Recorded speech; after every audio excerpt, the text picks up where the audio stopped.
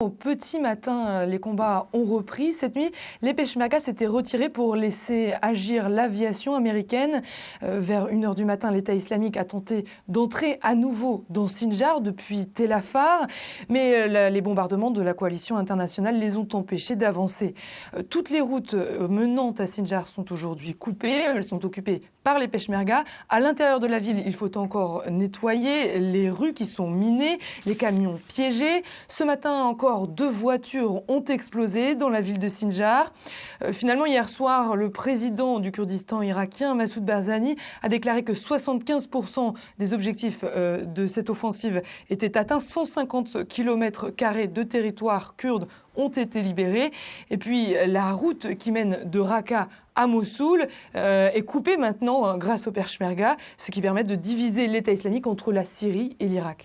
Oriane, Sinjar reconquise, une fois que ce sera fait en tout cas, quelle est la prochaine étape ? Alors la prochaine étape, tout d'abord, ce sera Tel Afar. C'est sur le chemin entre Sinjar et Mossoul. Et c'est là que la majorité des combattants de l'État islamique se sont réfugiés hier durant l'assaut contre Sinjar. Et puis ensuite, bien sûr, il faudra attaquer Mossoul avec l'aide, on l'espère, de l'armée irakienne cette fois-ci. Les commandants Peshmerga ont aussi demandé à la coalition internationale plus d'aide, notamment en armement.